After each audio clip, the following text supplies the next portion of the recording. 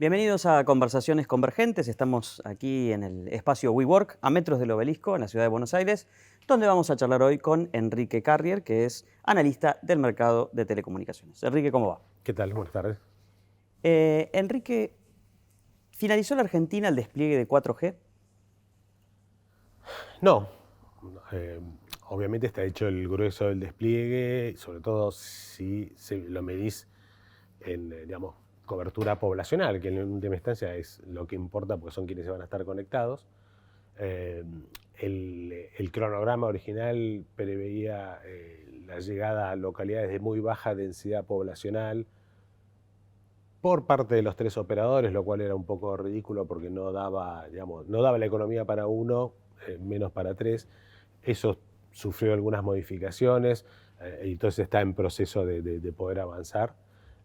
Te diría que el despliegue está bastante avanzado. También hay que tener presente que arrancó atrasado, porque cuando se hizo la licitación había parte del espectro que se otorgó que no estaba disponible técnicamente. Eso demoró digamos, el cronograma.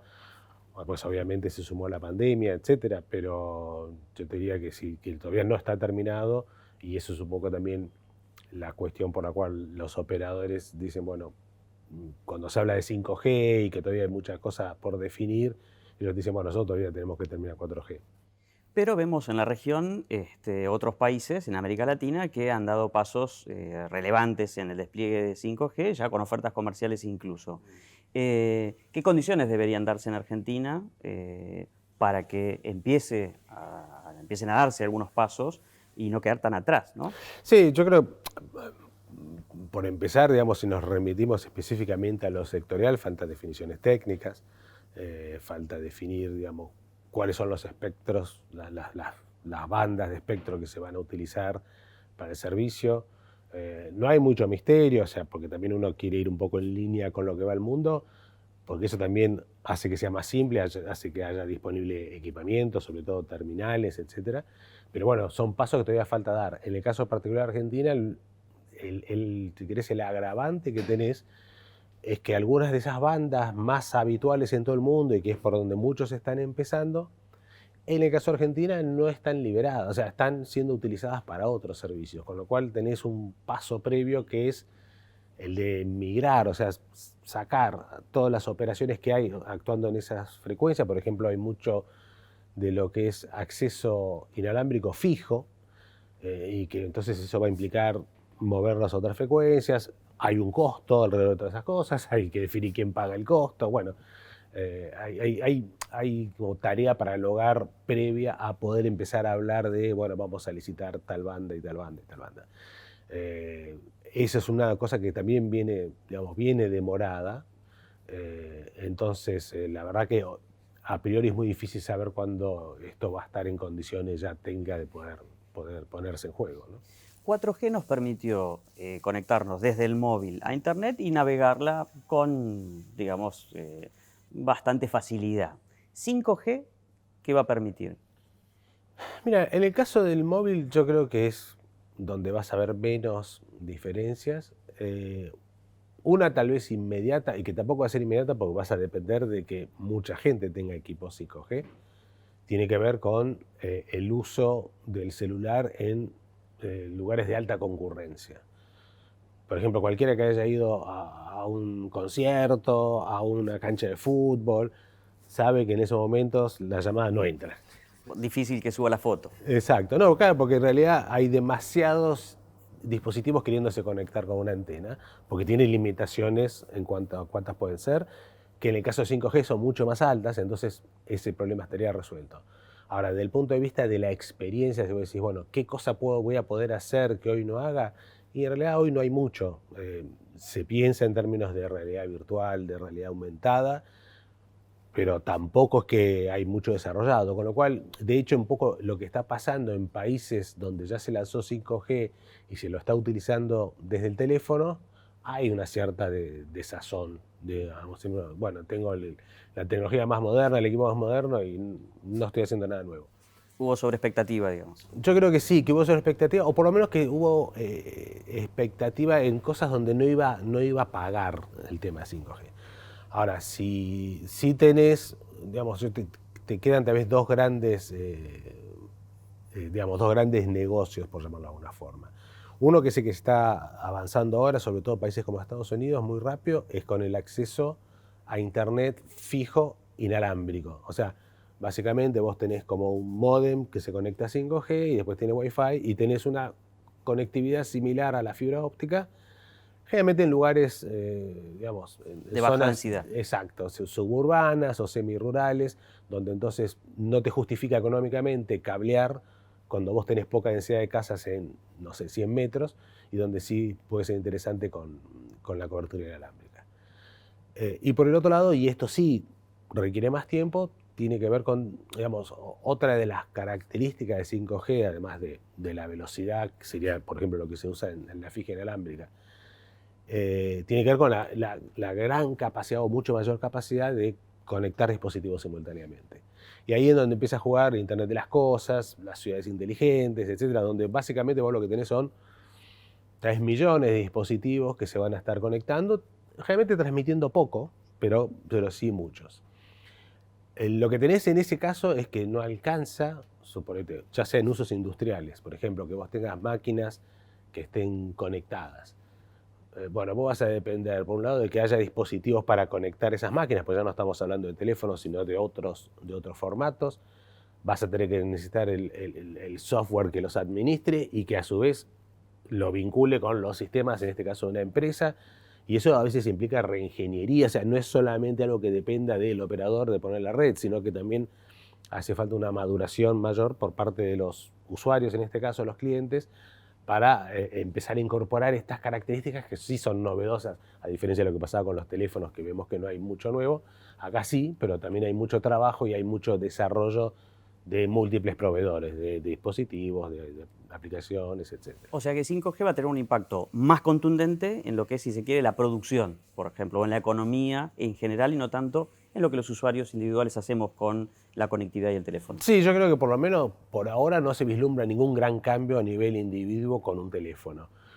Sí hay, y todavía se están explorando, porque vos tenés muchas posibilidades para uso en aplicaciones comerciales, por ejemplo, pero lo que hoy se está haciendo a nivel global es tratar de ir identificando cuáles son los sectores donde hay más impacto, donde primero se va a avanzar, porque si bien vos podés utilizarlo en muchísimos ámbitos, hay que ver después a la hora de hacer los costos, beneficios, bueno, dónde cierra y dónde no cierra incorporar tecnología. Y en Argentina, por ejemplo, ¿qué sectores podrían verse beneficiados? Se habla, por ejemplo, del campo, de la industria, o sea, el transporte. ¿Qué sectores económicos podrían recibir un impacto favorable, más, digamos, inmediato del 5G? Mira, yo con el tema del campo creo que es relativo, porque el problema que generalmente tenés en el campo es que no tenés cobertura o tenés poca cobertura. Y que es amplio, grande, y que es ¿no? muy Muchas amplio. hectáreas. Claro, entonces tal vez ahí necesites esquemas mixtos de algún tipo de conectividad a una red, si querés llamarla privada, o a través de conexiones satelitales. Claro. O sea, creo que lo podés tener, digamos, más tal vez por ejemplo, en empresas de servicios públicos. Claro. Suponete en el caso de distribuidoras de energía, etcétera, que tengas un medidor que se conecte automáticamente, que puedas habilitar o deshabilitar el servicio, o sea, un montón de cosas que podés introducir, pero que obviamente te van a implicar adaptarte, no es solamente ponerlo y ya está. Usos, si querés, a nivel ciudad. Yo creo que, digamos, todavía muchos están imaginando los usos y cómo implementarlos. Hay muchos usos en aplicaciones industriales para conectar las máquinas y tener fábricas más robotizadas y más inteligentes. Pero por eso te digo, es todo un proceso que lleva un tiempo de maduración y que no es inmediato, no alcanza. O sea, necesitas que esté la red disponible, pero no, estás lejos de haber completado todo lo que necesitas con eso. Como decíamos, otros países de la región, y hablar en otros lugares del mundo, ya han dado pasos, ya tienen oferta comercial de conectividad 5G. En Argentina, ¿qué frena eso? Más allá de que, como comentabas al principio, todavía falta completar, si se quiere, la etapa anterior o la tecnología anterior. ¿Qué es lo que frena esto? Más allá de las condiciones técnicas de las que ya hablaste también. La situación macroeconómica, no sé, el contexto global. Mira, yo te diría que hay varias cosas. Obviamente la situación macro va a jugar, o sea, pero por un lado necesitas más desarrollo de fibra óptica, porque digamos, una de las características de 5G, digamos, con su gran ancho de banda, es que necesitas que esa misma capacidad esté no solo entre el teléfono o el dispositivo y la antena, sino de la antena a la red. Y en ese sentido vos necesitas que haya, entonces sí, mucho despliegue de fibra, que es lo que va a conectar las antenas. Después, obviamente, la macro te juega y a veces ni siquiera estamos hablando de la coyuntura, pero vos pensás que en Argentina vos tenés un ARPU, que es un ingreso promedio por usuario de $4. Entonces es muy difícil hacer grandes cambios con ese nivel de ingresos que te va a generar. Si lo comparás, no sé, Estados Unidos es 40 o un poco más. Entonces, porque la inversión que hay que hacer en realidad tiene un precio global. Tenés un precio que tiene un alto componente en dólares, que es el equipamiento, que es la tecnología per se. Después sí tenés el costo local de instalación y algunas cosas que se pueden agregar, pero termina siendo algo que tiene mucho componente de divisa y donde entonces, digamos, los niveles de ingreso en términos de divisa van a marcarte también, no tanto lo que puedes hacer, sino tal vez a qué velocidad lo puedas hacer. ¿Cómo impacta en el despliegue de tecnología, por ejemplo en Argentina, en el resto del mundo, esa guerra comercial tecnológica de los datos que parece haber entre Occidente y el mundo de Oriente, China podríamos decir, ¿no? Que se basa principalmente en la seguridad de los datos, o por lo menos esa es la argumentación por la que va a viajar, ¿no? Los datos que viajan por la tecnología que puede tener distinto origen. ¿Cómo impacta eso en América Latina y en Argentina en particular? Bueno, mira, por empezar, yo creo que lo que es interesante de lo que está sucediendo con la guerra entre Rusia y Ucrania es que te marca los problemas que hay cuando vos dependés de un recurso estratégico de un país que, digamos, no es tu aliado, ¿no? En el caso de Europa se vio muy claro con el gas, y ahora un poco la situación es por un lado, decir, bueno, digamos, muchas decisiones se tomaron en base a hipótesis, ¿no?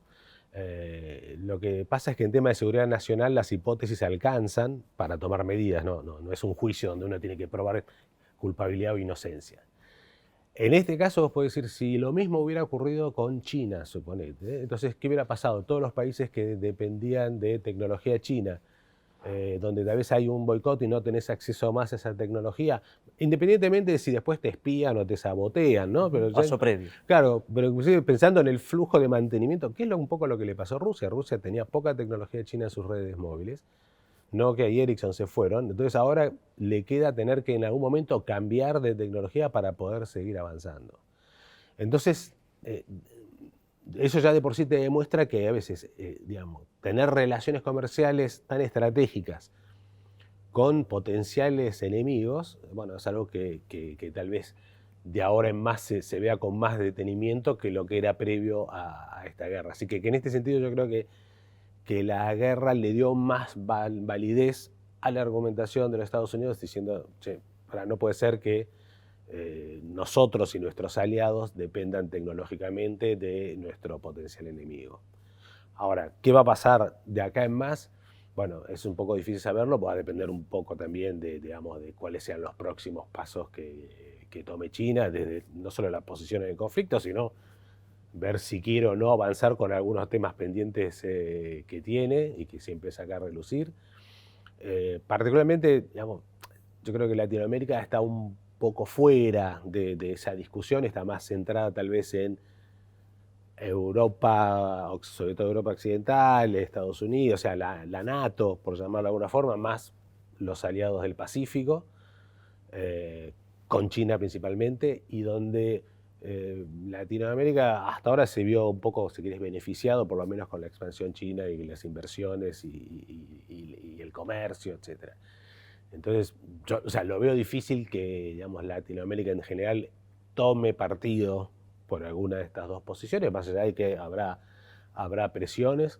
Lo importante a veces es que esas presiones esta vez vengan sino con incentivos, ¿no? O sea, que no sea solamente no quiero que hagas esto, sino si haces esto, hay esto para vos, ¿no? Financiamiento, lo que quieras. Claro, si bien es cierto que la región no es de las más importantes en términos de mercado global de las comunicaciones, lo que se ve es como una suerte de guerra fría, ¿no? Donde Estados Unidos dice no dejen entrar tecnología china porque entonces se les van a dificultar las relaciones comerciales con nosotros, y China que dice acá están mis empresas, acá está la tecnología de punta y acá está el financiamiento para que ustedes adquieran esa tecnología, ¿no? Y es como un juego de pinzas que todavía no aprieta fuerte, pero en el que tanto uno como otro le dice a los gobiernos y a las empresas, probablemente operadoras de servicios en la región, para qué lado vas a jugar, ¿no? ¿Hay alguien que esté resolviendo esa disputa, digamos, que esté pudiendo conciliar esos dos señores, por decirlo de alguna manera?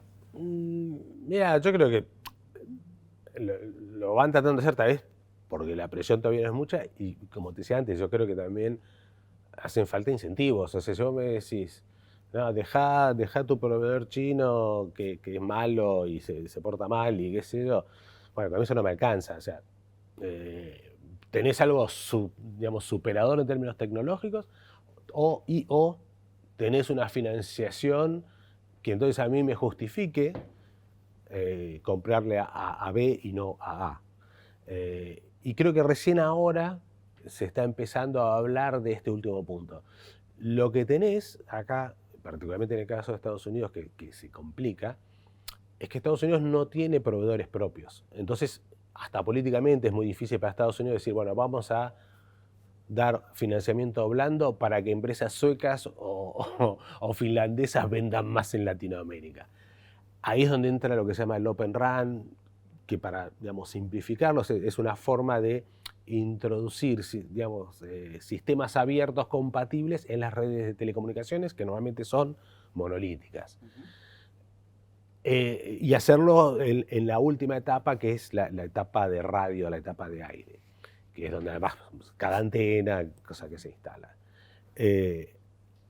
Ahí sí tenés muchas empresas americanas, entonces ahí sí podrías pensar en que el gobierno de Estados Unidos, a través de algún organismo, de créditos blandos o créditos subsidiados, etcétera, para que compren empresas americanas.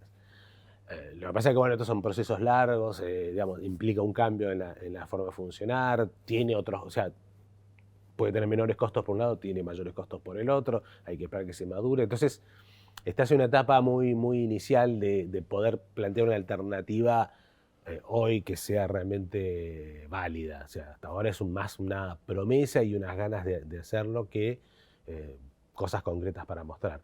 Pero creo que un poco también va a venir por ahí, o sea, porque como te decía, no alcanza con decir, bueno, che, no le compres a este señor.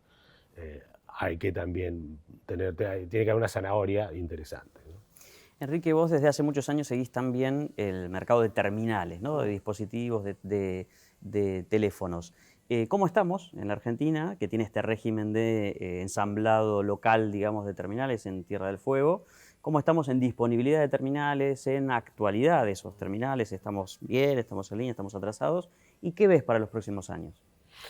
Mira, lo que es el mercado digamos, viene recuperándose después de varios años bastante por debajo, digamos, de lo que sería un punto natural de recambio, con lo cual también vas acumulando necesidad de recambio. Y por eso, por ejemplo, el año pasado, a pesar de la pandemia y todo, fue un año de mucho crecimiento. De buenas ventas. De buenas ventas. No se llegó a los niveles récord de antaño, pero digamos, es como que llega un momento en que por más que la situación económica no dé, los teléfonos dejan de andar, ya la batería, está previsto, ¿no? La batería te dura media hora, se te rompió la pantalla, bueno, diversos factores. Lo que el régimen generó es que digamos, y que tiene que ver también con el desdoblamiento cambiario, etcétera, que finalmente en los últimos tiempos te conveniese más comprar un equipo X en Argentina que el mismo en Estados Unidos, en otro lugar, donde sí le vas a pagar al dólar solidario mínimamente si lo pagas con tarjeta de crédito, frente a lo que es acá con el dólar oficial. Hoy, digamos, obviamente, como muchos sectores importadores, están con la incertidumbre de ver qué pasa con las divisas, algunas medidas recientes, donde todavía no saben muy bien cuál va a ser el impacto, ni siquiera sabemos muy bien cómo va a seguir, pero hay preocupación porque se detenga este crecimiento que ya se había visto el año pasado y que se esperaba repetir este año, y ahora hay un poco un compás de espera, ¿no? Ujú. Y en cuanto a la calidad, las gamas de los dispositivos que tenemos disponibles, ¿estamos globalizados? Es decir, ¿estamos en el mismo nivel que el resto del mundo o estamos un pasito atrás? Sí, no, yo te diría que estamos tal vez con un desfasaje lógico de unos pocos meses, porque el tema también es que este es un negocio que tiene muchas escalas, entonces no vas a producir, aunque sea una tecnología más vieja, más barata, para un mercado como el argentino, que es un 1% menos del negocio mundial. Entonces, bueno, o sea, por eso, ¿por qué te crees que se ven tantos equipos 5G y en Argentina no hay 5G? Porque es lo que hay. Claro, O sea, es lo que globalmente hay. que lo que hay globalmente es disponible. lo que se está fabricando ahora. O sea, nadie te va a fabricar un equipo 3G y, bueno, 4G quedan ya cada vez menos porque todo el recambio va a ser 5G. Entonces, vos terminás teniendo lo que hay en el mundo. Lo aprovecharás más o menos, o sea, vos hoy te sacas un teléfono 5G y la verdad que no lo aprovechás. Pero saldría más caro sacarle 5G y dejarle solo 4G, etcétera, que decir, bueno, llévate todo como está. Entonces, eso es lo que de alguna forma hace que no tengas un atraso tecnológico muy marcado. En alguna época los fabricantes de terminales corrían la carrera de la mejor cámara, el equipo más rápido, las prestaciones, digamos. ¿Eso se estabilizó ya, digamos, en el sentido de, ya en los de gama altísima, por decirlo de alguna manera, ya no hay mucho más que agregar o todavía hay campos para la innovación? Mira, yo creo que por ahora no, o sea, va a ser más de lo mismo, o sea, vas a tener más pantalla de mejor calidad, de más resolución, mejores cámaras. Y de hecho, si vos te fijás muchas veces cuando ves las descripciones de los equipos, sobre todo la parte, si querés, más marketinera, se hace mucho hincapié en lo que es la cámara y la calidad de la pantalla, porque del otro, por más que sea más rápido, es algo que no, Eso no es perceptible. claro, no te va a enganchar. Y aún así, para mucha gente decir, bueno, ya está, la cámara de 2000 megapíxeles ya no me cambia nada. Eso también fue uno de los factores que influyó digamos, en retrasar la renovación, donde vos antes tenías una vida útil de 18 meses y hoy estás casi en 3 años. Entonces hay un contexto, pero también hay una realidad que dice, bueno, ¿para qué voy a gastar X cantidad de dólares en algo que me va a aportar poco? O sea, vos tuviste mucha renovación cuando había algún salto que te justificara hacer esa migración. Mucho tiempo atrás fue los SMS, después la pantalla color, después el reproductor de audio, el smartphone, bueno, siempre ahí tenías una motivación. Hoy hace ya varios años que más o menos es lo mismo que hacías antes. Entonces eso también te quita un poco de motivación y es un tema global de la industria, no pasa solamente por lo que pase acá. Acá con el agregado o el condimento de una macro más complicada, de diferencia de dólares, etcétera, entonces te juega en contra, ¿no? Enrique, muchas gracias. No, por favor. Hablábamos con Enrique Carrier, especialista en el mercado de las telecomunicaciones, aquí en la Torre de Odeón, en el espacio WeWork, en Conversaciones Convergentes. Nosotros nos vemos la próxima.